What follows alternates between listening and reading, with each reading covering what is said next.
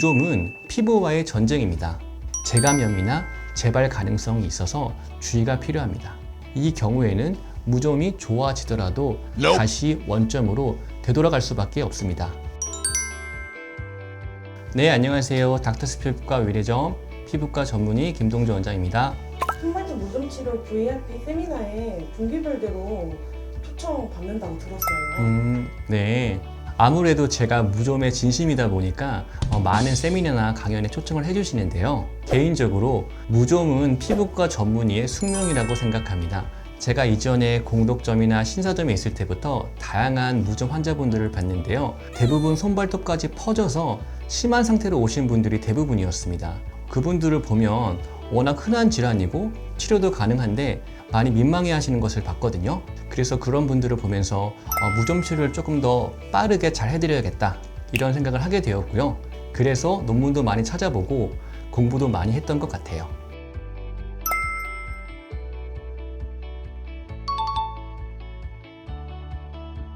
일단 무좀은 무좀균이 살고 있는 피부와의 전쟁입니다. 정확하게 무좀균을 확인을 하고 그 무좀균이 서식하는 환경을 개선시켜야 무좀 치료가 가능한데요. 그래서 초기에 무좀을 진단하고 빠르게 치료가 시작되어야 조금 더 나은 치료 결과를 보일 수 있습니다. 지금까지 치료했던 경험 중에서는 발톱 무좀이 심한 분이 계셨는데요. 이런 경우에는 적어도 1년 이상 치료가 필요합니다. 그래도 저희 병원을 믿고 꾸준하게 치료했을 때 6개월 내에 발톱 무좀이 완치되었던 경험이 있습니다. 이렇게 발톱 무좀은 정확한 솔루션을 가지고 꾸준히 치료된다면 심한 경우에도 충분히 치료가 가능합니다. 무좀은 피부 사상균이라는 곰팡이균 감염에 의해서 발생합니다. 이 균은 온도가 높고 습한 환경을 좋아하는데요. 우리 몸 전체에서 발생할 수 있습니다. 집 곰팡이를 예로 들어 설명드려 보면은 평소에는 숨어서 잘 보이지 않다가 여름 장마철에 집이 습해지게 되면은 벽에 숨어있던 곰팡이가 좋은 서식지가 있는 것을 확인하고 매우 빠르게 번식하게 됩니다. 이 경우에 곰팡이를 방치한다면 벽 전체가 곰팡이로 뒤덮이는 결과를 초래할 수 있습니다. 즉, 저희 몸에 숨어있는 피부 사상균도 고온다습한 적합한 환경이 되면 증식을 하게 되고 피부에 감염을 일으키는데 이렇게 무좀균이 잘 숨어있는 부위가 발바닥입니다. 그래서 평소에 수영장이나 대중목욕탕, 신발과 같이 각질이 많은 부위에서 곰팡이균의 감염이 생길 수 있습니다. 그리고 평소에 몸의 컨디션이 좋지 않아도 면역체계가 떨어지면서 무좀균의 감염이 발생할 수 있습니다. 근데 가끔 바르면 이게 습진인지 무좀인지 헷갈리는 경우가 있어요. 네. 무좀의 초기 증상이 궁금해요. 네, 제가 무좀의 가장 흔한 3가지 초기 증상에 대해서 말씀드리겠습니다. 첫 번째는 지간형 무좀입니다. 지간형은 손발가락 사이에 발생하는 것으로 발가락 사이가 백색으로 변하면서 피부가 벗겨지고 갈라지게 됩니다. 이 경우에는 발이 붓거나 심한 악취를 동반하기도 하겠습니다. 두 번째로는 소수포형입니다. 소수포형은 발바닥이나 발 가축에 작은 물집으로 나타나게 되는데요. 이 경우에는 심한 가려움을 동반합니다. 세 번째로는 각화형입니다. 발 전체에 두꺼운 각질이 생기고 이 각질이 떨어지면서 피부가 갈라지고 통증을 동반하게 되겠습니다. 보통 이 3가지 유형은 복합적으로 나타나기 때문에 한 가지만 단독으로 있는 경우는 흔하지 않습니다. 이러한 증상을 보이신다면 근처의 피부과 병원에 가셔서 원인균 검사를 받아보시고 정확한 진단을 우선적으로 확인해 보셔야 됩니다. 우선 말씀드린 것과 같이 피부 사상균이 맞는지 확인하는 작업이 첫 번째입니다. 피부 사상균 감염이 맞다면 초기에 치료를 들어가는 것이 중요한데요. 감염의 초기라면 바르는 국소 항진균제를 통해서 치료해 볼 수 있습니다. 만약 무좀의 상태가 심하다면 먹는 경구 항진균제의 복용이 필요한데요. 먹는 양은 몇 가지 중요한 사항들을 파악하셔야 됩니다. 만약 평소 간이 좋지 않거나 다른 기저질환들이 있다면 피부과 전문의의 상담이 우선적으로 필요하십니다. 또한 치료를 잘 받으시더라도 관리가 잘 되지 않는다면 재감염이나 재발 가능성이 있어서 주의가 필요합니다. 앞에서 말씀드린 것과 같이 병원에 내원하시는 대부분의 분들은 손 발톱까지 무좀이 퍼져서 심한 경우가 대부분입니다.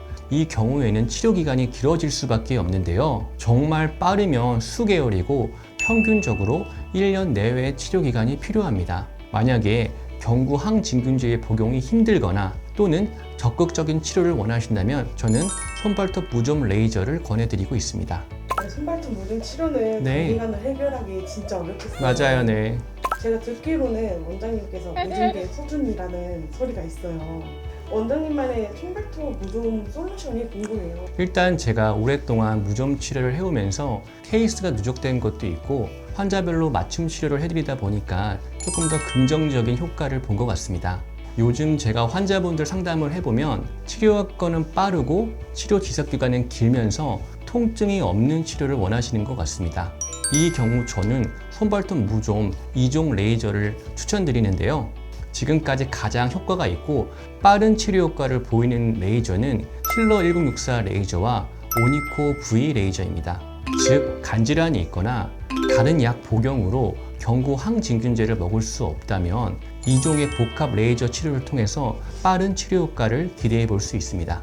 먼저 힐러 1064 레이저는 기존의 핀포인트 레이저의 업그레이드 버전입니다. 치료 시간은 단축시키고 조사 면적을 조절할 수 있는 장점이 있습니다. 또한 자체 온도 센서가 있어서 화상으로부터 안전합니다. 오니코 V 레이저는 듀얼 파장의 레이저입니다. 양손과 양발을 동시에 치료 가능합니다. 손발톱 주위에 있는 피부까지 곰팡이균을 사멸시킬 수 있고 혈액순환도 개선시키면서 손발톱의 재생을 도와줍니다. 이렇게 힐러 1064 레이저와 오니코 V 레이저를 병합해서 치료한다면 더 좋은 시너지 효과를 기대해 볼 수 있습니다. 상황에 따라서 주블리아 등 보조 치료를 통해서 치료 속도와 효과를 높일 수 있습니다. 제 생각에 무좀 치료는 중꺾마라고 생각해요. 중요한 건 꺾이지 않는 마음이란 뜻인데요. 무좀 치료가 워낙 장기 치료임에도 불구하고 중간에 포기하지만 않으신다면 대부분 완치를 기대해 볼 수 있습니다. 가끔 무좀으로 수십 년 동안 고생하신 분들을 보시면 조금만 호전이 되더라도 약물 치료를 중단하시거나 병원에 내원하시는 것을 중단하시는 것을 볼 수 있는데요. 이 경우에는 무좀이 좋아지더라도 다시 원점으로 되돌아갈 수밖에 없습니다.